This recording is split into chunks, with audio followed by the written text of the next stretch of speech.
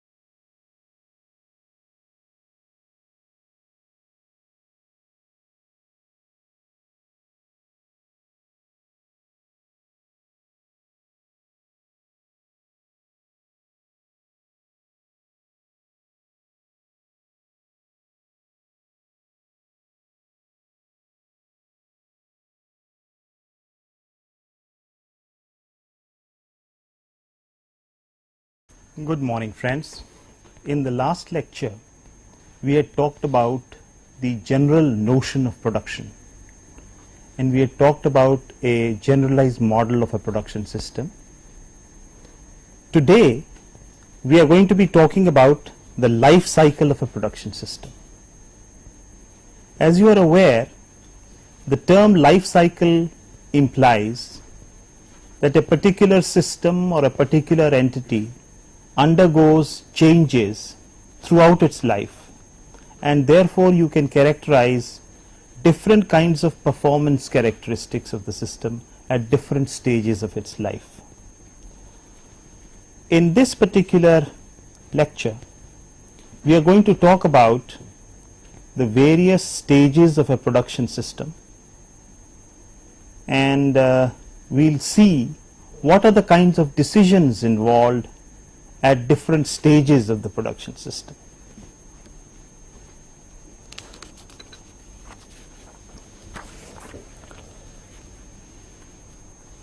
Let's broadly try to recapitulate what we did in the last lecture. We talked about the notion of projects and production, and we tried to distinguish between the two.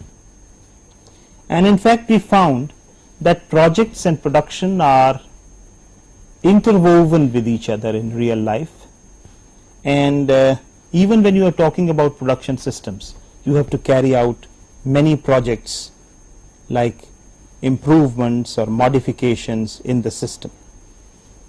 Then we talked about the general notion of a generalized model of a production system.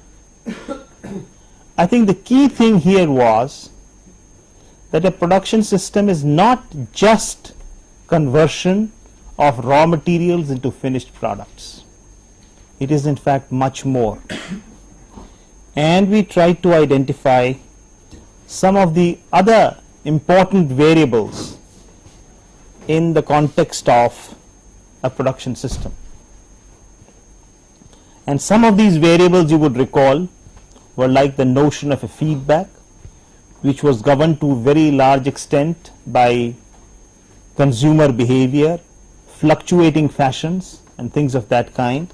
And then of course the most important variable was the environment with its social, economic and political components, which would influence the production system to a great extent. Another thing that we saw was that value addition was a central concept in all production systems, and in fact production systems were designed or are designed to basically add value to inputs, and this is therefore something very, very important. We also talked about the notion of inputs, outputs and the various kinds of transformations. We talked about the challenges in production, primarily with regard to price, quality, delivery time and various other things coming up as a consequence of global competitiveness. Then we also looked at service systems and saw how they were different from manufacturing systems and therefore required different kinds of treatment, different kinds of designs, and also different kinds of operation. We then ultimately gave a formal definition of operations management, so on. So with this perspective in mind, let us now talk about the life cycle of a production system. When we talk about the life cycle of a production system, basically we are going to be talking about these four things. We are going to first of all talk about the various stages that are there in the life cycle of a production system.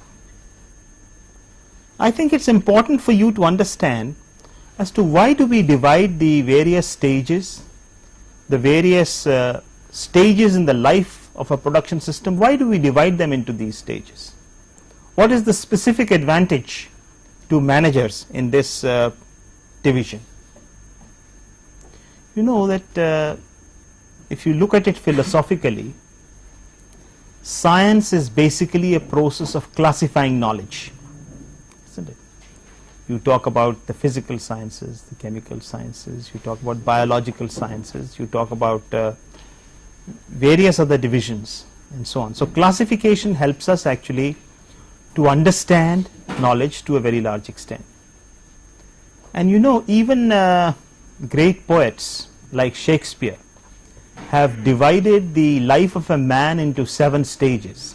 And there's a very famous poem called The 7 Stages of Man, where a particular character in Shakespeare's plays describes how a child who is mewling and puking ultimately becomes a lover and then ultimately becomes an old haggard man and dies. So there are those kinds of classifications there. Even in Hindu mythology or in our ancient scriptures, we essentially talk about 4 stages of life. We talk about childhood, we talk about youth, and after youth we talk about, what else do we talk about after youth? Yes? Middle age.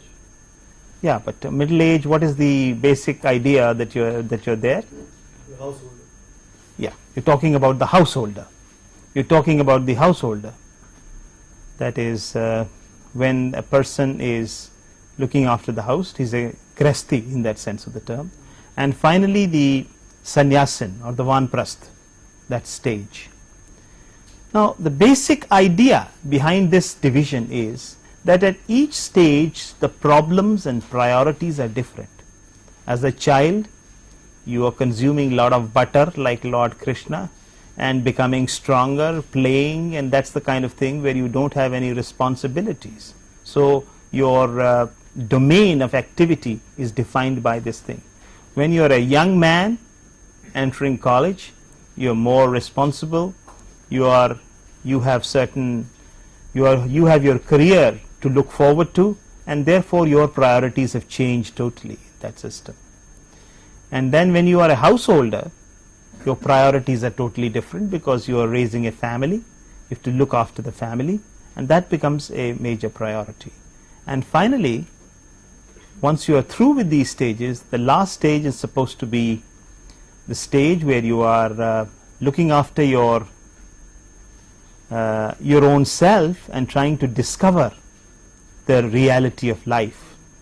And to do this, you take renunciation. Renunciation is in the sense that you are basically not bound to the objects of senses in the real sense, and therefore you are contemplating about the reality of life and trying to determine. So this was in some sense a division of the life cycle of a man, and the idea was that you have different stages, and at different stages you are required to do different things.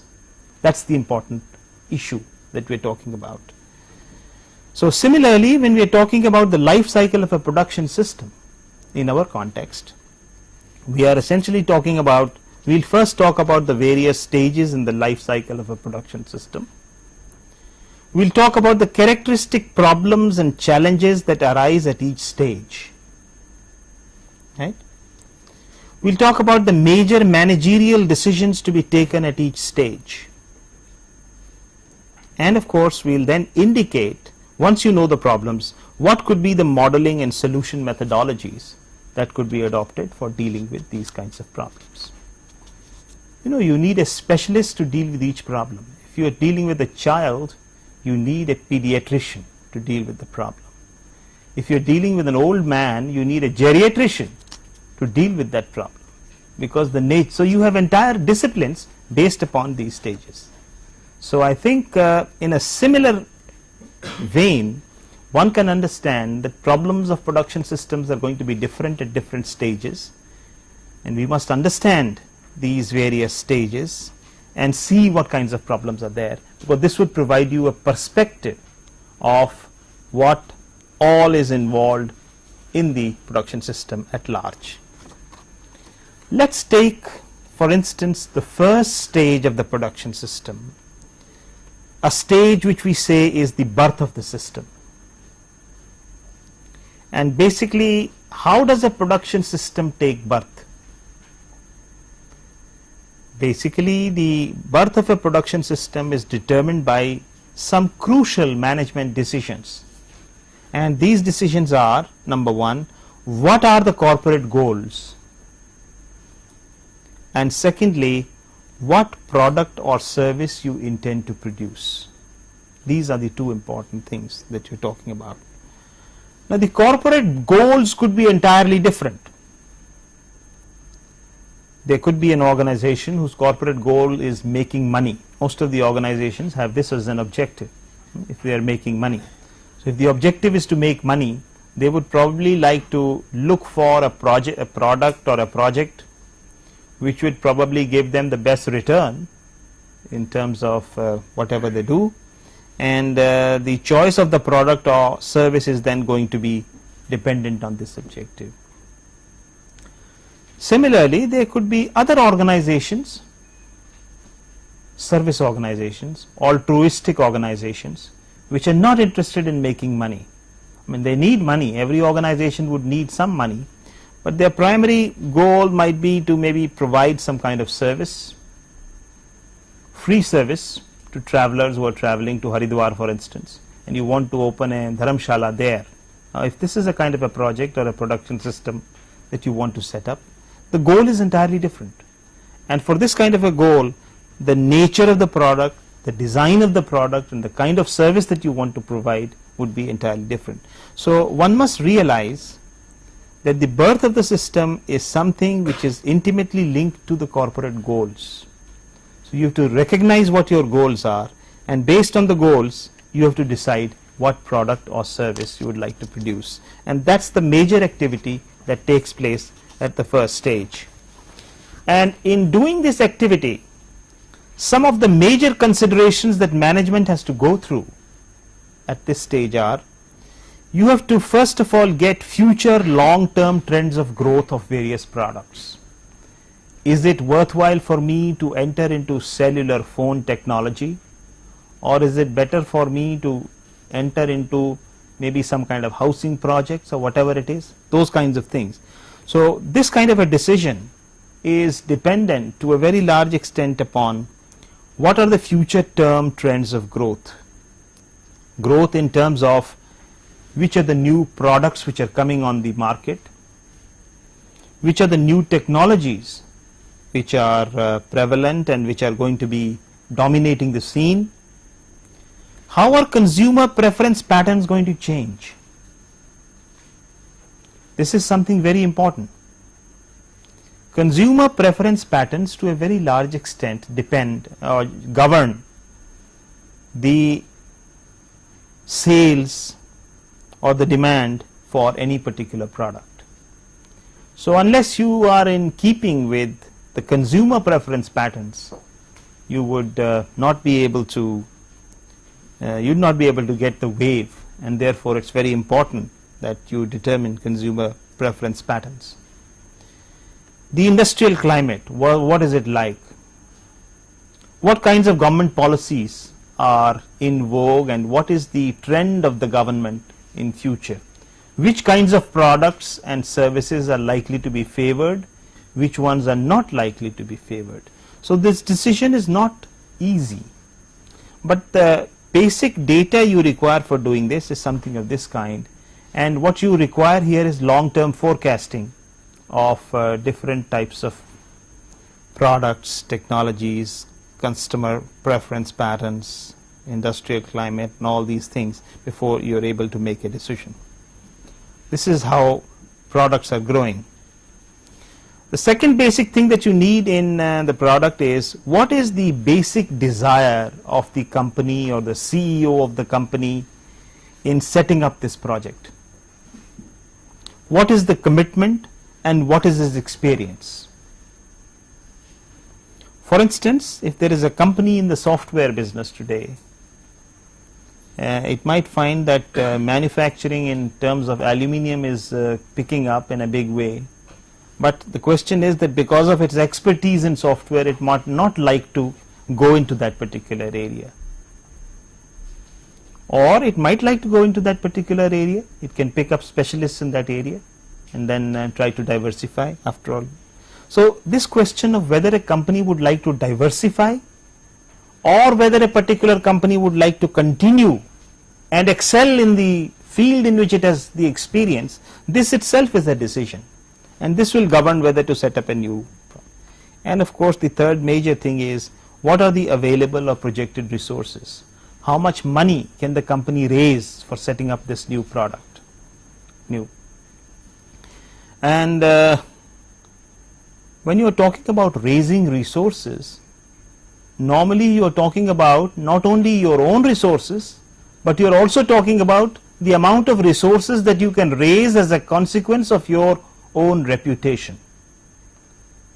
For instance, if I am a pauper and I go to a bank and ask for a loan of 5 crores, they will say get away. However, if I am belong to the Ambani family and I go to a bank and say give me 2 crores, no sir, take 10 crores, the bank will say. So to a very large extent, your capacity to raise funds depends upon your past performance, behavior, and also the reputation in the market to a very large extent. So these are all important considerations when you talk about setting up a new system, and these are the considerations that you will have to be very careful about when you select a new product or service. And I think this is the first stage of setting up the production system, giving birth to the production system. Now suppose at the first stage you have decided that you want to set up a cellular phone technology and you want to compete with Reliance, or you want to compete with Bharti, or you want to compete with any of these cellular phone providers, and you want to set up a new company. The next stage would be a very important stage of what we can call product and process design. So at this particular stage, the issues are really designing of the product or service, and this design has to be based on the technological design of the product. That is, you want to talk about the form and the appearance of the product, and you also want to talk about the process which you are going to use for manufacturing this. So it would involve selection of the appropriate manufacturing technology and the appropriate sequence of operations. Normally the decision comes from the what you have to make and how you have to make it. Depending upon the quantities which you want to produce, depending upon the quality that you would like to have, and depending upon these kinds of important parameters, you can make a choice between the design and the process selection for the new product. Some of the major considerations here are during the design. What are the major considerations during design of any product? It all begins with customer needs. So you have to establish the need of that particular product and what is likely to be the clientele for that customer. And for this you might have to do very appropriate, very detailed marketing research studies to identify who the customer is, what are his specific needs, how is he geographically distributed in the space, and these kinds of things. And after doing this, you have to talk about the product characteristics. What kinds of materials would you need for the kind of application that you intend the customer to have? Is the product going to be used in a typical Indian kitchen where it is going to be wet all the time, and maybe under such a situation you have to find out what are the appropriate materials that you should be using for that, right?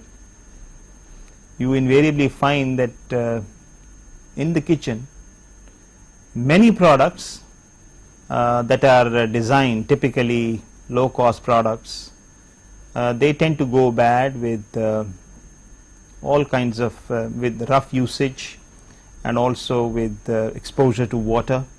They get corroded and so on. So if you are designing a product, you have to talk about behavior of materials in that context. Then you have to talk about the available processes of manufacture for dealing with that particular material, and then you have to be clear about economics. You got to find out, for instance, what is going to be your fixed cost, what is going to be your variable cost for different levels of production, how do you determine a break-even analysis, how do you do the NPV calculations, how do you find out the IRR, and these kinds of things. So they are all relevant, but remember that everything flows down from the customer. And one of the major problems with typically engineering orientation is that people tend to lose sight of the customer, and they keep on refining the product thinking that they have done a very good surface generation using the latest CNC machine, and therefore it's very good, without talking about what the customer is. So in the design methodology these days, we talk about things like QFD, quality function deployment, which means that you talk specifically about customer needs, what he wants, and you translate them to the product specifications systematically, and then design your product keeping those specifications in mind. So these are broadly what happens at the stage of designing the product. During process selection, you have to be aware of the available technologies, and when we talk about these available technologies, we have to also be talking about the economics of these technologies, and we have also to be talking about the required specifications. That means specifications are those specifications that you want the customer to, your product should comply with these specifications so that customer gets the right kind of performance from the product in that sense. So this was a broad idea of what happens at stage 2 in the life cycle of a production system, where we are talking about product design and process design, right? And as it is, as we said, there are specialists in every stage. So you would have specialists of product design, specialists of process design, who would actually be doing these activities for that particular organization. Let us talk about the third stage. Third stage is the design of the system. So far we have talked only about the design of the product and how it is to be made. That was the basic decision involved in stage 2. In stage 3 we want to set up a system which will accomplish what we wanted to do in stage 2. So this is the design of the system. How do you set up the factory? So stage 3, setting up the factory, talks about various crucial decisions. Some of them are facility location. Where should the manufacturing plant be located? Where should the warehouses be located? Where should the retail centers be located? And these are all actually optimization decisions which come under the domain of facility location problems. What should be the physical arrangement to adopt? What we are trying to say here is simply that should we set up an assembly line, and if we set up an assembly line, then there could be various types of configurations we could follow. We could have one machine following the next machine, followed the next machine, all in a straight line, right? This could be done in a straight line. What we mean here is essentially that it could be a situation where it could be this kind of a flow system. The product comes here and you have one machine here, the next machine here, the next machine here, and so on, and the final product comes out here. Of course, you could have variations in the spacing. The same assembly line could also be a U structure, where product flows in the U-shaped thing and ultimately the final product comes out here. Or you could have an L-shaped flow, product flows here. All this could depend upon the constraints on space that you may have.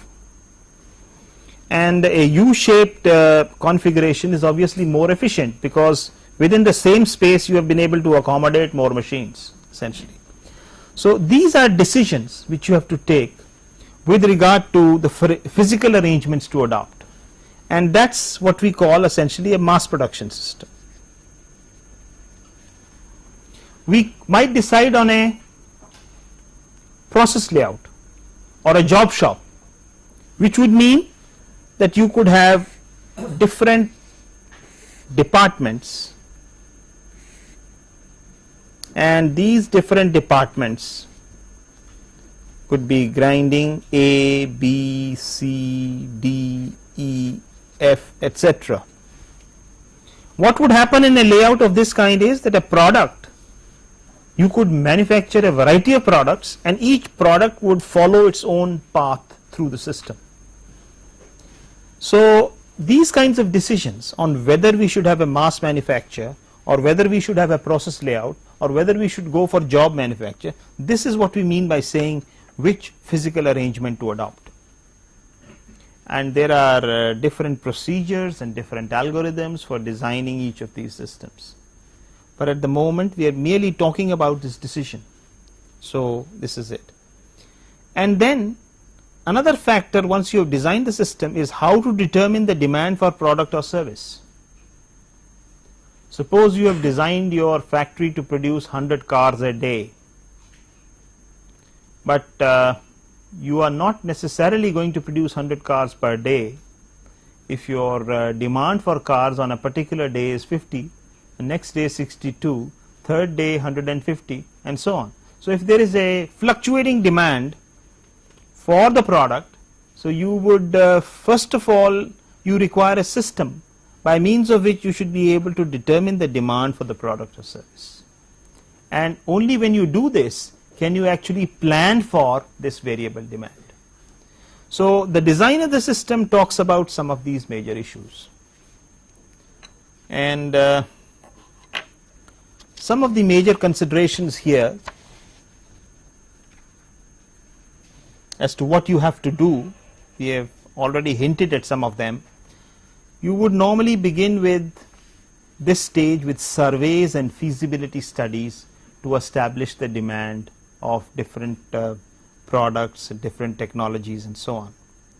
And then you would work out the economics of different types of production systems, whether you're using mass production or batch production or job production or project production in that sense.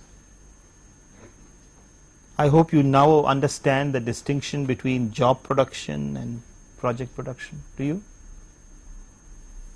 Well, in a project production, the quantity is one-off, and when you are producing just that individual quantity, you have to actually plan out the individual jobs and activities that have to be done to make that particular one-off. For instance, if you are building a flyover at a particular intersection, it's a project. So you will have to decide upon which are the various activities that have to be done, what is the sequence that has to be followed, and then based on that you would determine a schedule which is generally based on a network of when which activity would be done and determine a critical path and that kind of activity. Whereas in job production, you have manufacturing facilities for dealing with a variety of situations, and a job which comes can simply go the way it likes, and it would be quite a chaotic and confusing material flow when you are talking of a job production or even a batch production. However, when you talk about mass production, the flow would be very smooth, right? So these are the kinds of decisions that you would take, and based on the economics and these features, you do the layout planning. The layout planning is in terms of determining which kind of system to have and how exactly you are going to lay out your machines and other facilities within that. And then you talk about quality assurance. How do you set up procedures for quality assurance? At what stage do you decide to inspect the product or project, and what kind of systems you set up in place? And finally, no design of a factory would be complete without a system of demand forecasting, which will actually tell you what all is to be done, how the demand has been varying, and once you know the variable demand, you should then be able to think of ways of coping with these. So we have come to the end of the third stage of the life cycle of a production system, and basically till now we have not produced a single product, right? We talked about the birth of the system, then we talked about product design and process selection, very important places, and third we are talking about setting up the facility of the factory. So the product has not actually flowed out so far, and this could be considerable lead time there. The fourth stage in this entire exercise is the stage of manning the system, which is a very crucial stage,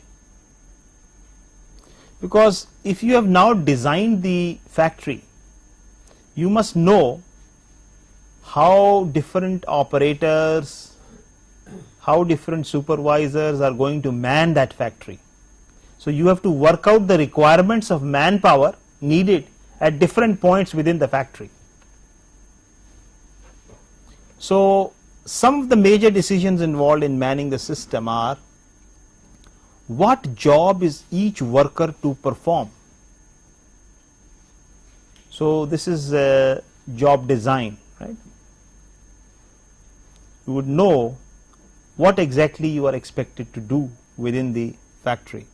So basically you are designing jobs for everyone who is going to occupy the factory, right from the operator who might be assembling some product on a table, to the security guard who would be manning your gate, to the engineer who would be supervising these various people. So you know exactly what each person is supposed to perform. So this is the crucial stage of what we call manning the system. Then once you have designed the job for each worker, you have to worry about how will the job be performed.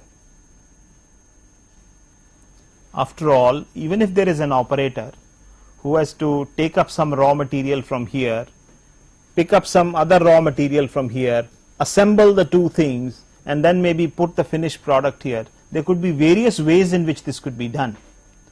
And especially as your system is concerned, you have to standardize the method by which this process has to take place.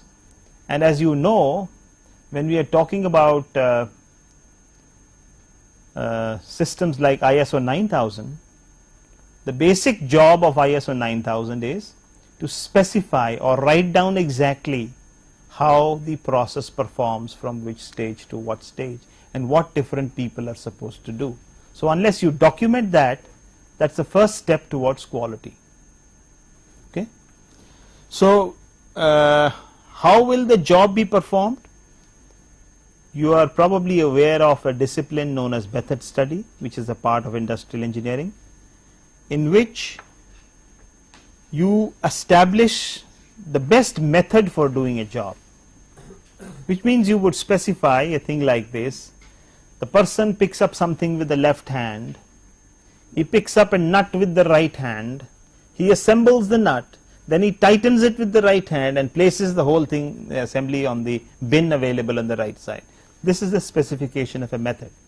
You could actually be experimenting with different methods and finding out what are the times and the worker fatigue that they lead to, and then specify an ideal method for doing each job. Okay, that's what we mean by method study and ways of doing the job. So this is what is implied here. Okay, so how will a job be performed? That is method study. How will it be measured? We talk about primarily work measurement, where we are talking about time studies, establishment of the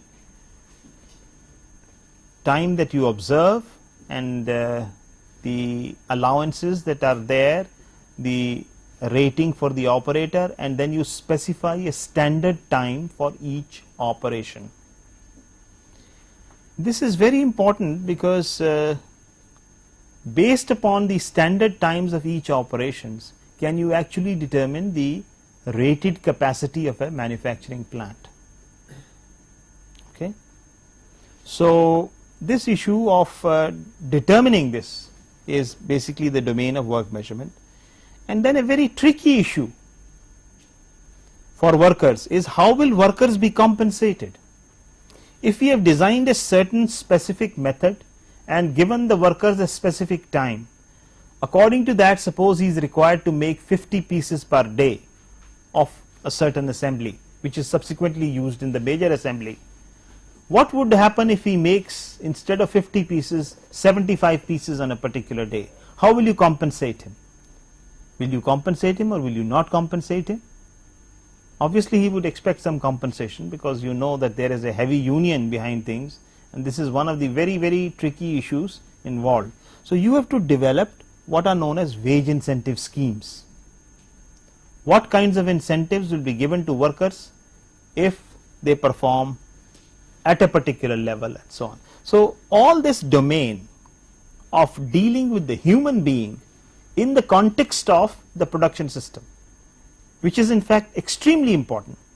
This often leads to the difference between a successful manager and an unsuccessful manager in a company is primarily because he is not able to handle his workforce properly. So apart from other decisions or other qualities like leadership, motivation, an MBA degree from Harvard and these kinds of things which are involved, what is really more important is a true understanding of the problems of the workers and an ability to sympathize with them, but at the same time communicate to them what is expected from them, and they are paid accordingly. So this is the stage of the manning of the system. So this is stage 4, where we are talking about many of these problems which would occur here, and of course we have summarized most of these major considerations, where work measurement is important, setting of production standards is important, designing of wage incentives is important, the determination of the capacity of the plant is actually a natural corollary of this particular calculation, and planning resource acquisitions. This is these are the kinds of decisions, managerial decisions, which are involved at this stage of manning the plant in that sense. Yes, let us now go over to stage 5. Up to stage 4, as I said, our factory has not produced anything. We were designing the factory, it took time to set up the factory and so on. This is the stage when actually things start moving, and we are talking here about startup of the system. This stage is the startup of the system. Normally this would be the stage where your factory is ready and you are about to give out the first product, and you are probably called a chief minister or the prime minister to come and inaugurate the plant for you. So it's at that stage that we're talking about, when the plant is ready. At this stage, generally there are two major concerns for management. The first major concern is talking about the initial problems. There are always some initial problems when you set up a new system. Okay? You may have noticed that when you buy a new computer or you are trying to set up something, there are always some problems. So either you have to call the installation guy, or you got to call a friend who is an expert at installation, who will get you out of these problems in the new system also. So there are always some initial problems. And the second issue that we are talking about in startup is that how much time will it take to reach the desired state. You see, it's a very simple thing. What happens invariably is that your plant is designed for a certain capacity. Let's say this is the capacity, right? When you start production, your capacity doesn't suddenly reach this original value. So it might be something like this, or it could be something like this, or it could be something like this, whatever it is. So what we are talking about is this time. This is the time required to reach the desired production capacity. And you have probably heard that most companies open up in phases. I mean, they don't reach the whole thing. So this amount of time, this is what we are saying, how long will it take to reach the desired state. This is important because this has economic implications. The sooner you start producing more, the higher would be the NPV of returns, and therefore you are very keen to minimize this particular time, in that sense. So some of the problems that occur at this stage are problems of installation. You have installed a new machine, so at the time of installation there are some problems. Either it is not fully operational and therefore you have various, the person whom you have called for installation will have to look into it, and probably there is a faulty connection or something like that. So these kinds of problems arise. Another major problem that arises at this stage is training of personnel. Okay.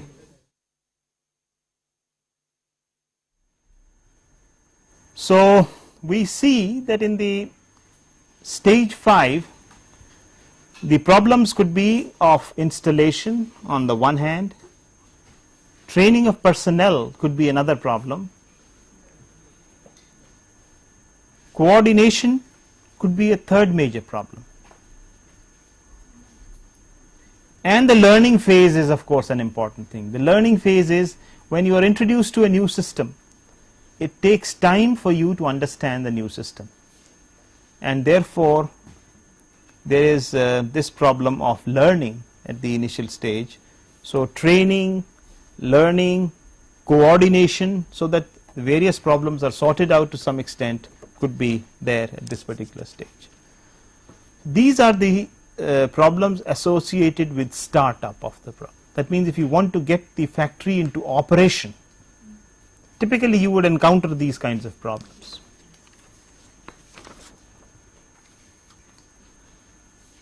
The next stage, or the 6th stage of the system, is when the system goes to the steady state.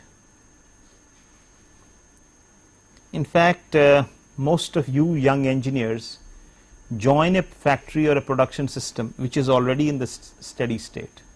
So you might continue to work in the system in the steady state and never get an opportunity to see any of the problems that we have talked about, right? Because you spend a lifetime only in the system in the steady state. So in that sense, most of you who join companies which are running, what do? What are the kinds of problems, or what are the kinds of decisions that managers have to take in that context? The major problem is how to run the system. So you have to first learn how to run the system, which are the major things, which are the raw material suppliers, how do you place orders with them, and you've got to be clear about all the procedures which are to be followed there. So most of the people spend their life doing that. How to improve the system is another thing. For instance, if you are an enthusiastic engineer and you join a company, and you join the company maybe to find out that every day there are lots of accidents taking place at a certain location because oil is dripping from a certain overhead conveyor, right? And every day you find that one or two workers slip, trolleys slip, there are accidents. So what do? When the system is in steady state, you have an opportunity to improve the system by maybe changing the conveyor or trying to put a better design so that there is no leakage and to prevent accidents. So this is an instance of what we mean by improving the system.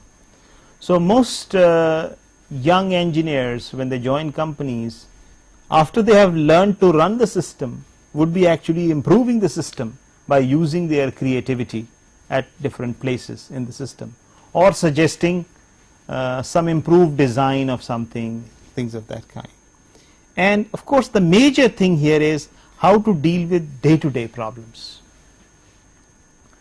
Day-to-day problems meaning that the problems of actually running the system. So you are all the time concerned about things like running after your suppliers, phoning up a particular vendor and trying to get the materials on time, or if there are complaints, then you are lodging complaints most of the time and doing this. These are typical day-to-day problems. So you are really in this domain of the system in the steady state involved with these kinds of problems, and when you are doing these problems you can be helped with things like statistical quality control to maintain quality and doing the various things. So some of the major decisions here are day to day, setting production targets every day. Now, setting of production targets depends upon the demand, which you probably have a forecasting system, and it also depends upon the capacity that you have available. Then you are dealing with decisions like scheduling, sequencing of jobs. A number of jobs are to be done within the factory. How do you schedule them? That means which job to be done when, and what is the sequence in which these jobs to be done. This is a very fertile area for mathematicians, right? So you can use lot of models, lot of heuristics which will help you come here. Similarly, inventory control. You would like to minimize the amount of inventory that you have at the raw material stage, at the finished goods stage, and also in process. So you can talk about what should be the realistic ways of setting your production batches or procurement quantities. You can use economic order quantities and so on. So you have a lot of so you find that lot of mathematical models, tools are available for dealing with the day-to-day decisions which are required. For quality control is another area. You can maintain control charts, you can try to determine what exactly has to be done, and keep on doing these various things. And then we talk about production control. Production control is actually the activity where you are trying to ensure that your operation is as per the target, essentially that's what it is. Similarly, cost control, and then similarly maintenance, which is a major activity at this stage, because when a plant is running, maintenance is a major activity. And in maintenance you are talking about whether it should be predictive maintenance or whether it should be preventive maintenance, whether you are going to do condition monitoring of jobs and crucial machines to determine the optimal frequency of opening up something. So these are some of the major decisions which are involved at this stage, the 6th stage of the production system. Stage 8 of the production system, sorry, the stage 7 of the production system is what we call a revision of the system. Revision of the system, the decision here is how do you revise the system in the light of external changes. We had seen that even when the system is running in its steady state, there are small suggestions which you can do for improvement. Revision is not that. Revision is doing something totally different. The kinds of changes that we were talking about in the steady state were actually Kaizen or day-to-day improvements. Here we are talking about BPR, business process reengineering. We are talking about some significant changes on how to revise the system in the light of external changes. Okay. What might happen, for instance, here is that if you take a company like ITI, Indian Telephone Industries, previously it was making only the conventional landline phones. But then it saw that the market for cellular phones was really growing, and this could be perceived as a threat to the company. So what would the company do? One option could be that it would continue to specialize in these very landline phones and die a natural death, as the case may be, or it could diversify and try to make cellular phones also along with the system and do both these kinds of things. That's what we mean by system revision in that context of the term. Okay. The important thing to note here is that companies which don't make these decisions often die. For instance, the Swiss watch industry, famous for its watches, is now gradually dying a death because there are very good electronic watches available, very cheap, Japanese, Seiko and others, which do all the jobs, and you don't have to. So that's a situation where they have not revised the system. Of course, there could be an advantage in antiquity. I mean, you can become antique and therefore sell your products at any price, but the final stage, I mean, when we are talking about this seventh stage, we have therefore to talk about issues like technological threats and opportunities, revision of market demand, newer products, technological innovations, and newer methods of manufacture. All these have to be considered when you are thinking in terms of revising the system and doing this.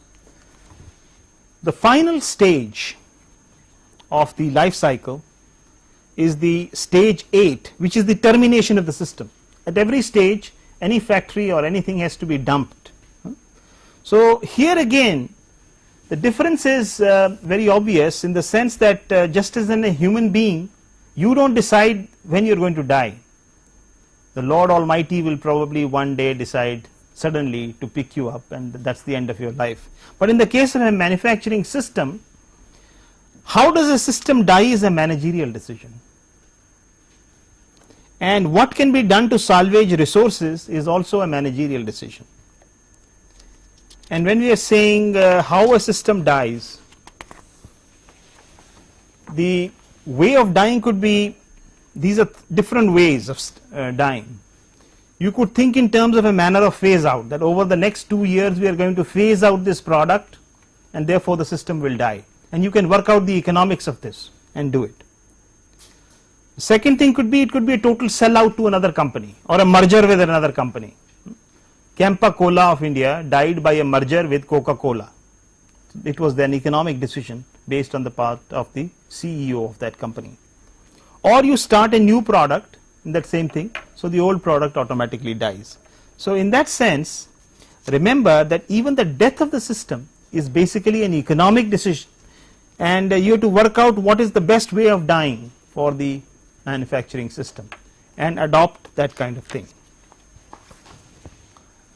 Finally, I would just like to summarize what we have tried to talk about in this particular session. We have first of all looked at the various stages in the life of a production system, and we have identified 8 different stages, and we have tried to identify the characteristic problems and challenges which arise at every stage. so that you know that at this particular stage these are the kinds of decisions and problems that you would be facing. We have seen what are the major managerial decisions to be taken at each stage, and basically this course of production management is a study of these managerial decisions to be taken at different stages in that sense. And what helps you take these decisions is that there is modeling and solution methodologies available for modeling the problems at different stages and also developing solutions for these various kinds of problems.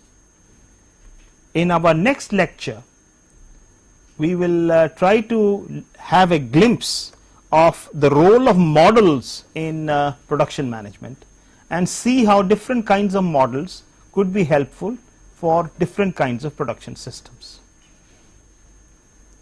Thank you.